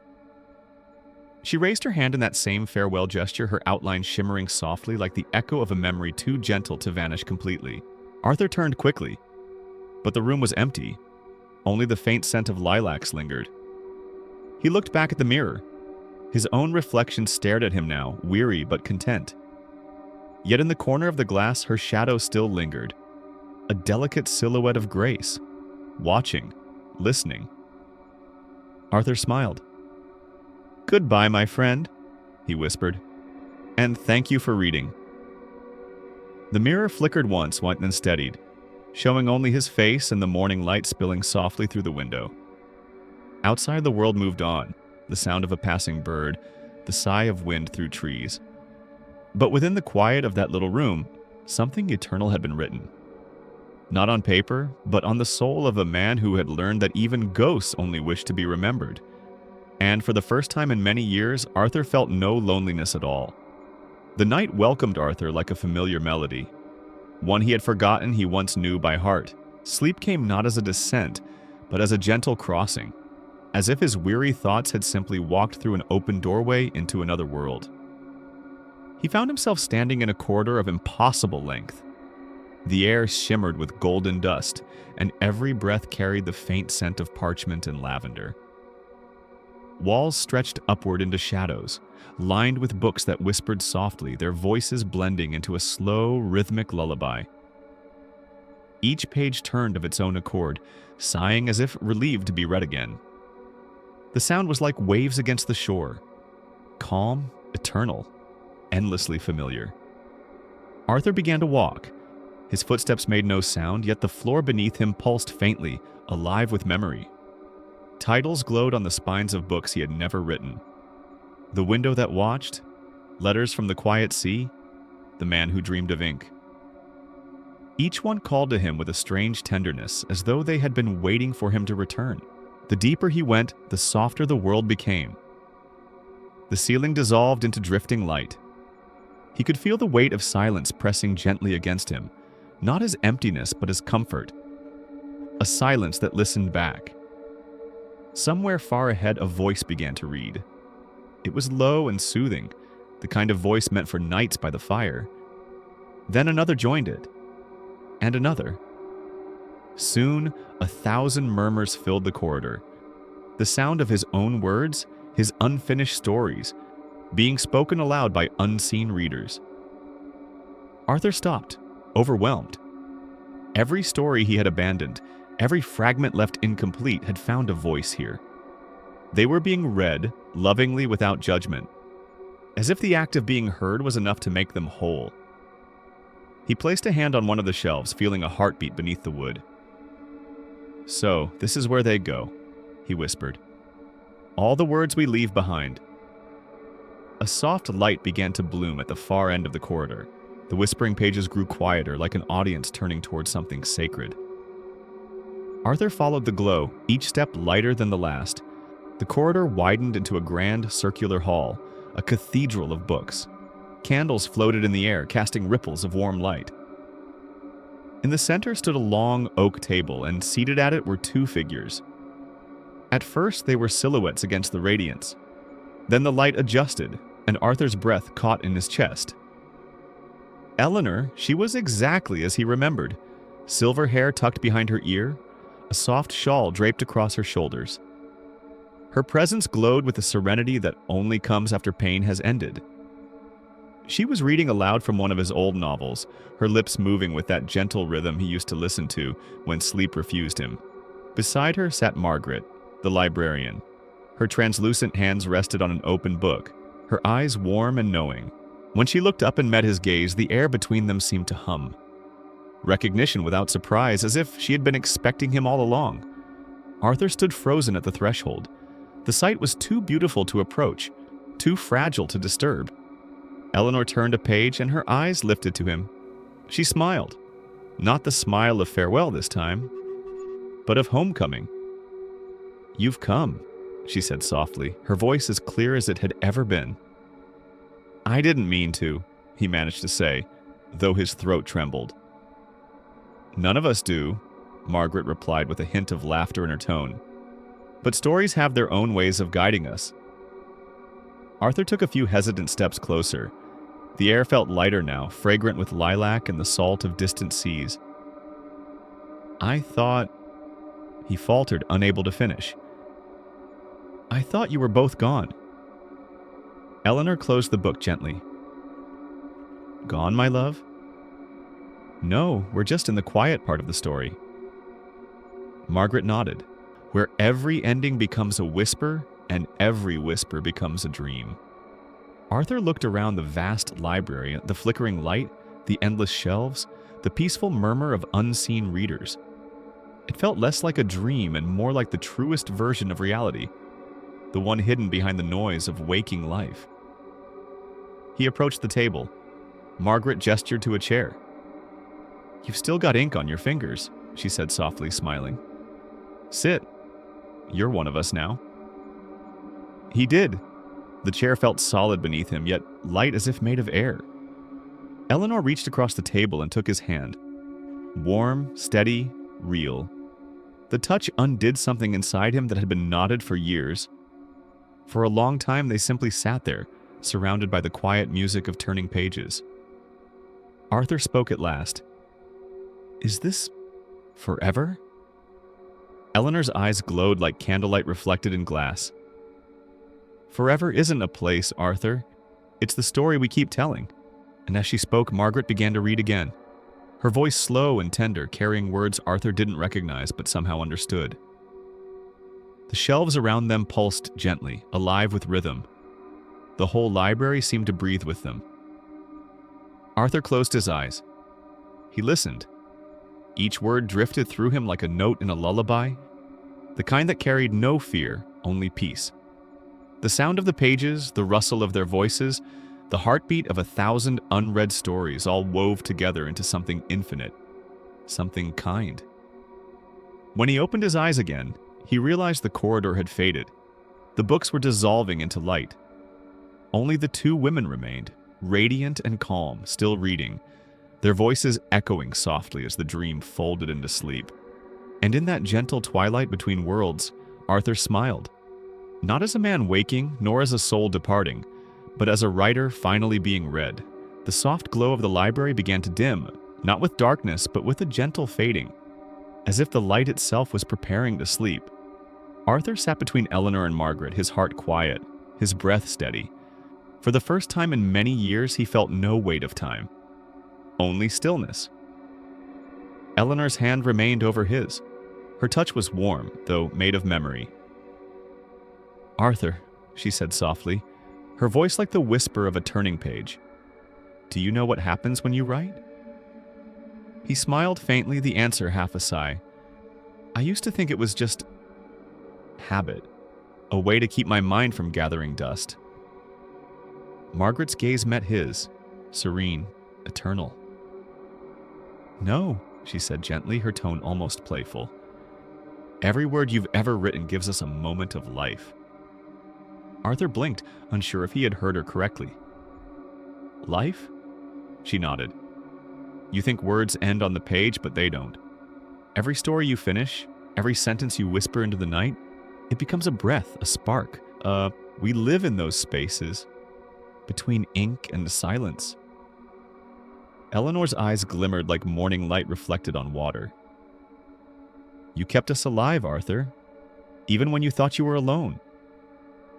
Her words sank deep into him like warm rain into dry soil. He looked down at his hands, still trembling, still stained faintly with ink, and realized how many times they had reached for a pen not out of ambition, but out of love. It had never been about publication or praise or readers he would never meet. It had been about her, about them, about the quiet communion that writing always gave him, that sense that someone unseen was listening. The realization arrived softly, like a candle being lit in the dark. His life's purpose had never been to create stories that lasted forever. It was to create moments, small, flickering moments that connected hearts across the impossible distances of time, life, and death. He looked at Eleanor, tears pressing against the corners of his eyes. "Then I wasn't just writing for myself."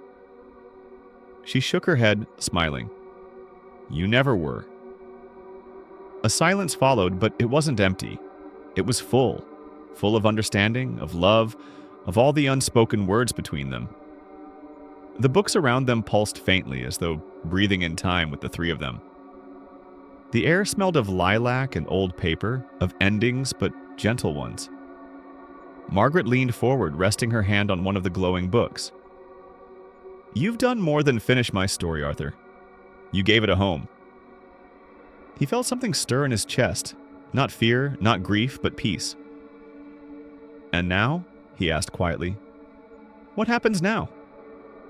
Both women exchanged a glance, one that needed no words. Then Eleanor spoke, her voice lower, melodic, the tone of someone reading a final line aloud. "Now," she said, "you rest when the story is ready." Arthur smiled faintly, shaking his head.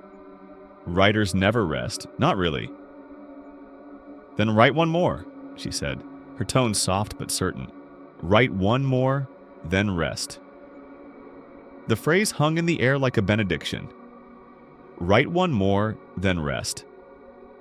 It felt less like an instruction and more like a promise.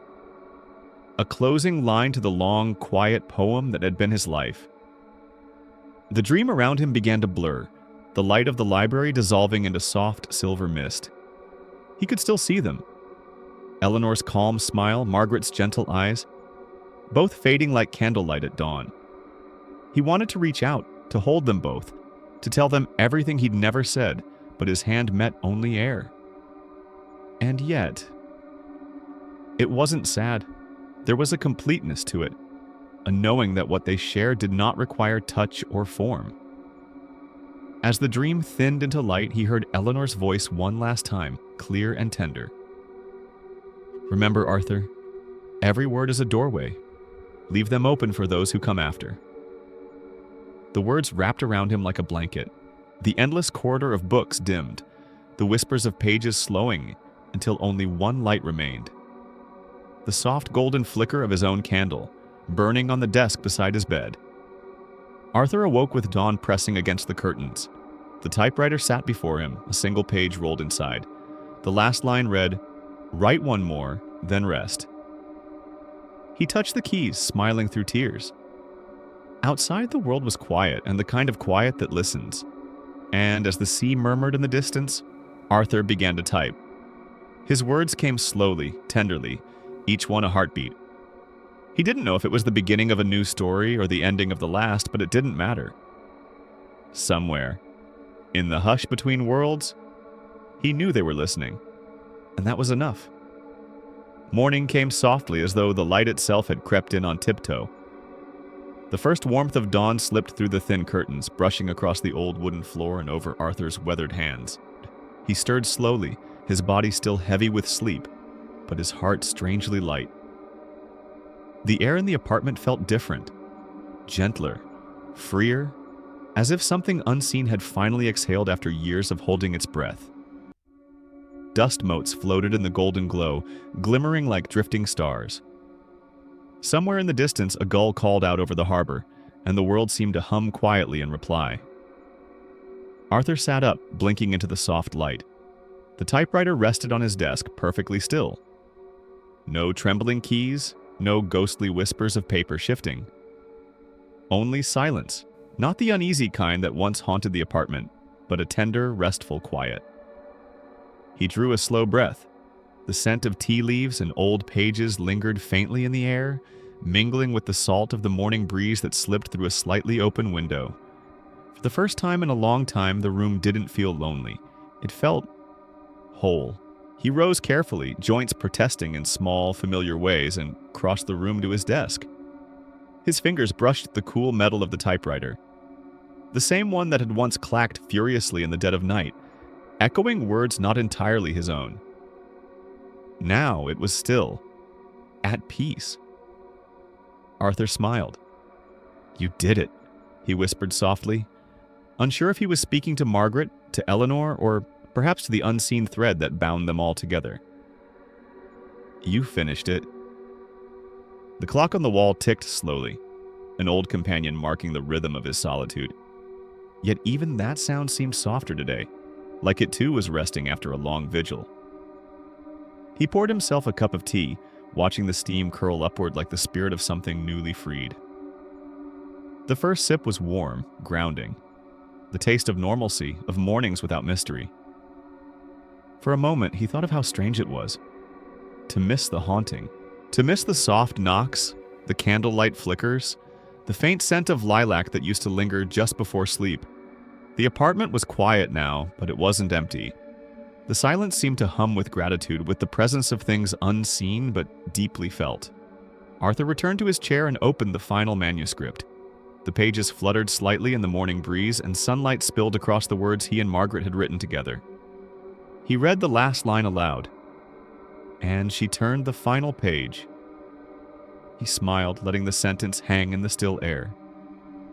There was beauty in endings, he realized, not because they meant goodbye, but because they allowed peace to take root where longing once lived.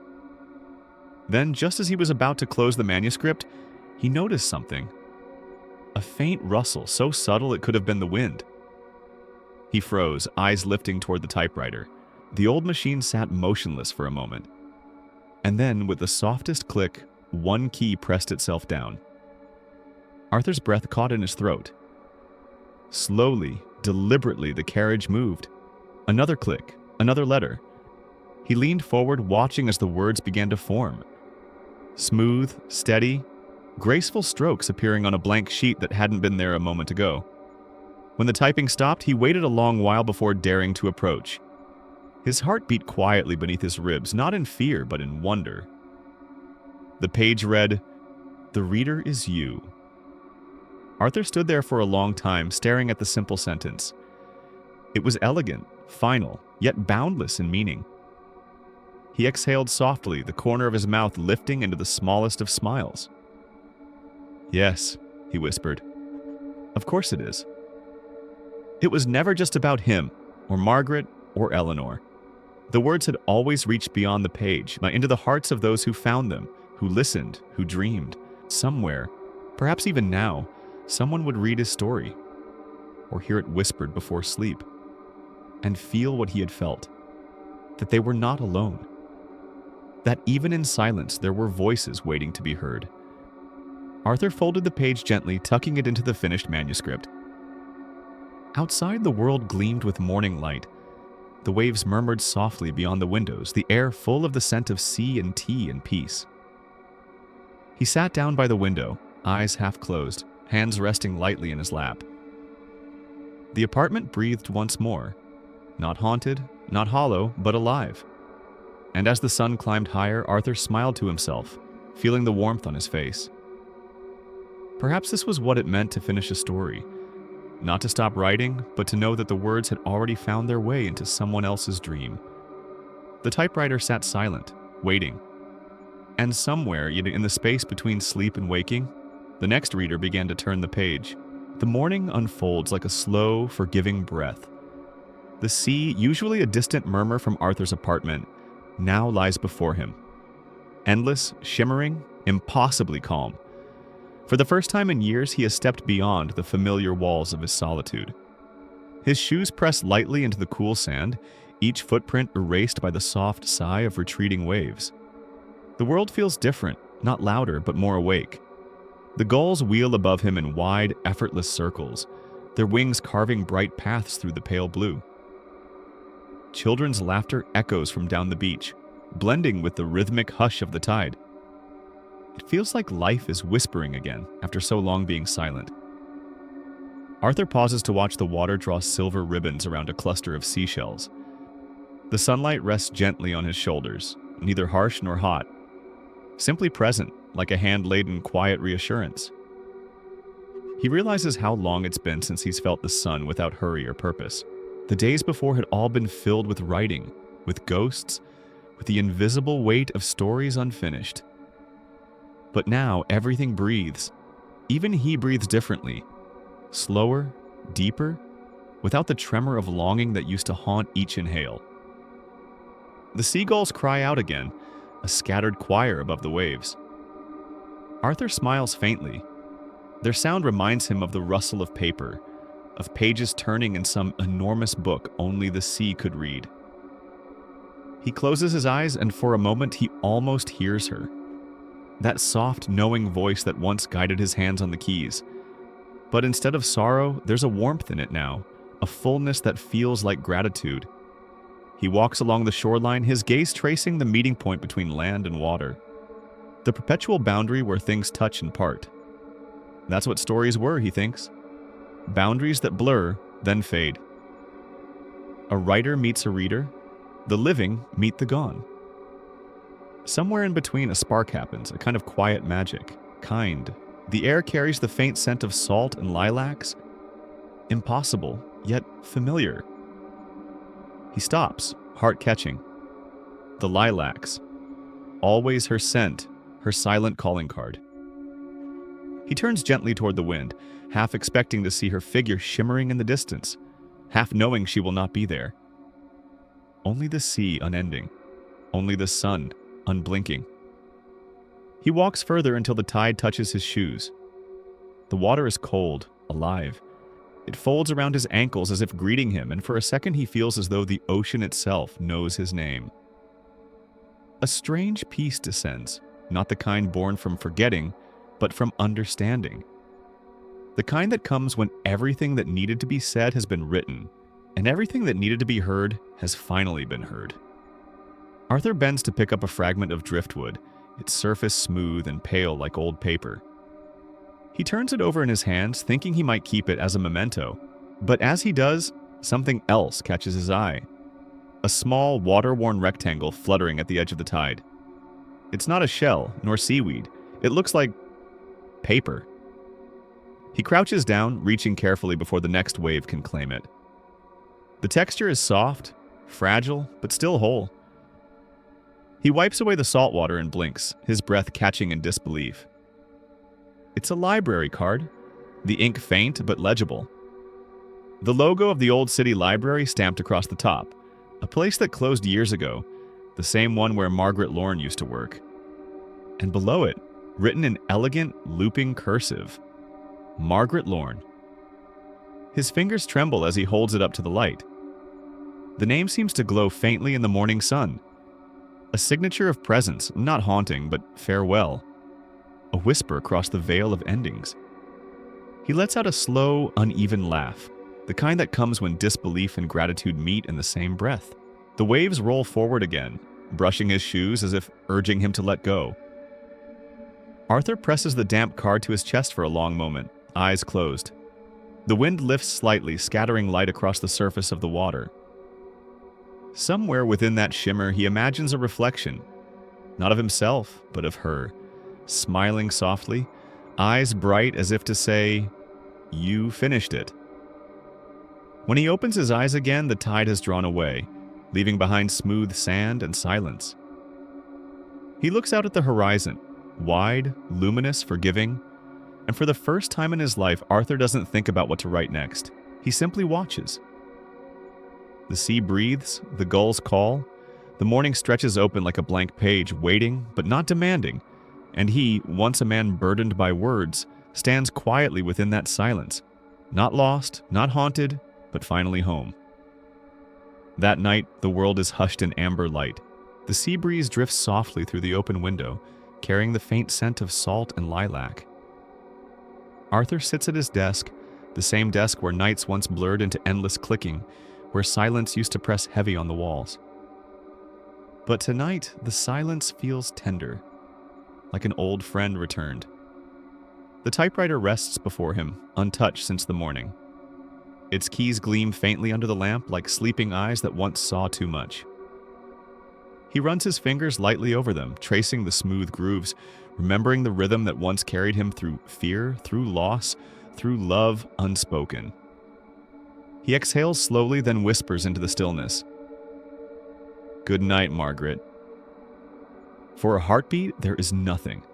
Only the creak of the floorboards and the soft pulse of waves beyond the window.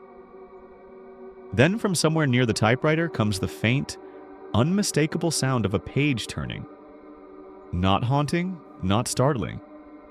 Just a gesture, small, knowing, infinitely kind. Arthur closes his eyes. A warmth rises through him like candlelight behind his ribs. The room does not feel empty anymore, it feels listening. Every object seems to breathe in rhythm. The books, the curtains, even the dust motes floating in the lamplight. He smiles faintly. "You're still here," he murmurs. And in that gentle quiet, it feels as though she smiles back. The air hums softly, and from somewhere deep within the hush comes the faintest echo, the soft mechanical rhythm of typing. Not rapid, not frantic, but calm, deliberate, almost meditative. Tap, tap, tap. Each keystroke lands like a heartbeat, steady and patient. Arthur opens his eyes and watches the typewriter.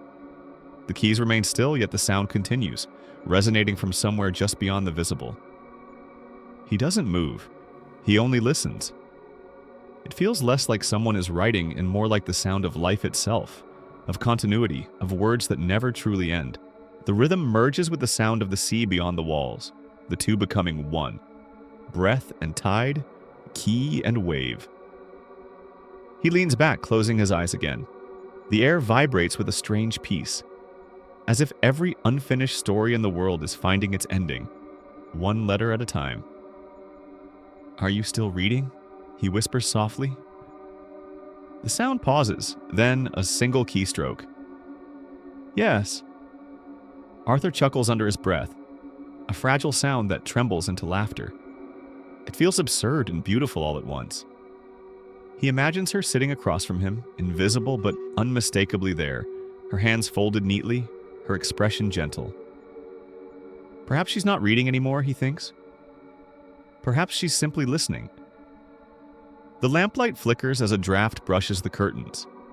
The scent of lilacs deepens, wrapping the room in its delicate perfume. He thinks of her voice, how it once rose and fell with the rhythm of stories, how each syllable carried warmth even through the quiet ache of time. "Do you still read them aloud?" he asks softly. Another faint sound, the whisper of a page turning. Arthur nods slowly. "Good," he says, smiling to himself. "Then I'll keep writing them." He reaches for a blank sheet of paper. The touch of it, crisp, cool, sends a thrill through him, like the first inhale after waking from a deep dream. He feeds it gently into the typewriter. His fingers hover above the keys. The room waits. For a long moment, he doesn't know what to write. But then he remembers the dream. The vast library, the voices reading his words beyond the veil of waking. He remembers Eleanor and Margaret, side by side, radiant and calm. He remembers what they told him. Every word you write gives us a moment of life. So he begins, not to fill the silence, but to honor it. The first keystroke lands softly, then another, then another. The rhythm joins with the ghostly one, his living hands blending with the eternal. 2 cadences, 2 heartbeats, 1 story. Outside, the wind shifts. The moonlight brushes the window pane, scattering faint reflections across the floor. Each flicker feels alive, as if the night itself leans closer to listen. Arthur writes until the words blur into the rhythm, until his own breathing becomes part of the music. There's no urgency, no fear of ending. Only flow, only presence. When he finally stops, the last line sits on the page like a prayer. Love lingers in the act of listening. He reads it aloud. His voice trembles, then steadies, warmed by something unseen. From the corner of the room, the faint sound of a page turning answers once more. Arthur exhales, eyes soft. "Good night, Margaret," he says again.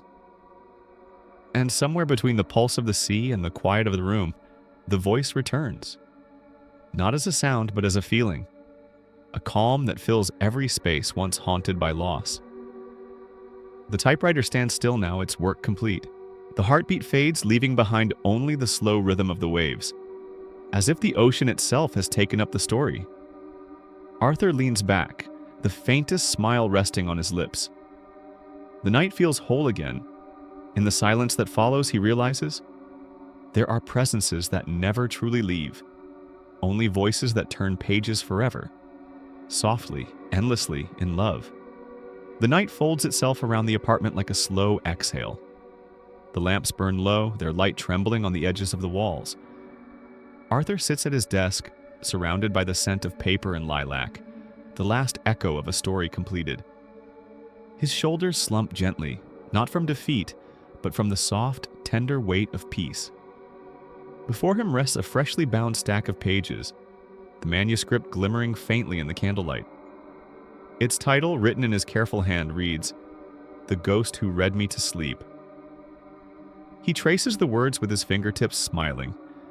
There's no trembling in his hands tonight, only stillness. Outside, rain begins to fall, tapping softly against the window. A rhythm that feels like breathing, or perhaps whispering. Arthur leans back in his chair. The typewriter sits silent, its keys finally at rest. The air hums faintly with warmth. A presence not gone, but gently watching. Somewhere in the hush, he imagines Margaret's hand resting on the back of his chair, steady and proud. He murmurs, almost to himself, "We did it." The clock ticks once, then again, its sound blending with the patter of rain. The world feels distant, softened, like the last page of a dream. Arthur's eyes drift toward the candle. The flame bends and straightens with each breath of the room, as though inhaling with him. The paper on his desk rustles once, faintly. Perhaps the breeze, perhaps a thank you. He closes his eyes. The exhaustion of countless nights seeps into his bones, but it's the good kind of tired. The kind that follows completion, not collapse. His lips part, and he whispers one final line as though offering it to the air. "Good night, my reader." The candle flickers, a pause. Then a voice, soft, distant, yet unmistakably his own. whispers the same words back. "Good night, Arthur." He doesn't startle, he only smiles, his breath steady and calm. The line between dream and waking blurs, dissolving in the candlelight. The typewriter seems to glow faintly, each key reflecting a trace of moonlight. And then, faintly, like a lullaby whispered across time, comes the sound of typing. Slow even. Patient. Tap. Tap. Tap. He tilts his head toward it, listening. The rhythm syncs perfectly with his heartbeat. The steady cadence of two souls breathing in unison. Outside, thunder rolls far away, distant and harmless. The rain continues, soft as sleep. Arthur's head lowers to rest beside the manuscript. His breath deepens, slow and even. The candle's flame dances once more, then settles, casting a calm, golden halo over the final page. The camera lingers there, and on the title, the neat rows of type, the quiet hands resting beside the keys. The narrator's voice enters, low and gentle. And so, in the quiet heart of a sleepless night, a writer found his reader. And together they wrote themselves home. A soft hum fills the air, not music, but something older like the murmur of wind through library shelves. The apartment breathes still. The pages shift when no one's watching. And if you listen closely tonight, the camera begins to pull back, drifting upward through the dim golden light. You may still hear them, a writer and his ghost, reading each other to sleep. The rain slows, the candle gutters. The typewriter stands alone now, though it feels alive, somehow listening. The sound of two breaths, one faint, one eternal, lingers in the silence. The frame softens to a blur. Arthur's face is peaceful, eyes closed, a faint smile resting there as though caught between waking and dream. The typewriter gleams faintly beside him, and a single page, the last one, flutters loose, landing on the floor. On it, a single sentence appears, typed in the smallest, most delicate letters. The reader is you. Silence deepens. The camera continues to drift backward, past the desk, past the open window where moonlight spills in like liquid silver. Outside, the sea sighs in rhythm with the rain, and the faintest echo of pages turning lingers in the air. The narrator's voice returns one final time, softer now, closer, as though whispering directly into the listener's ear. Stories never truly end. They rest. And when you remember them, when you listen, they wake again. The typewriter gives one last, almost imperceptible click. Then, stillness. The screen fades slowly to black, leaving only the faint echo of breath and the rustle of turning pages, merging into the rhythm of sleep itself. In that stillness, the voice, no longer Arthur's, no longer the narrator's, but ours, murmurs, "Good night." And with that, the story exhales, peaceful, infinite, drifting gently into silence.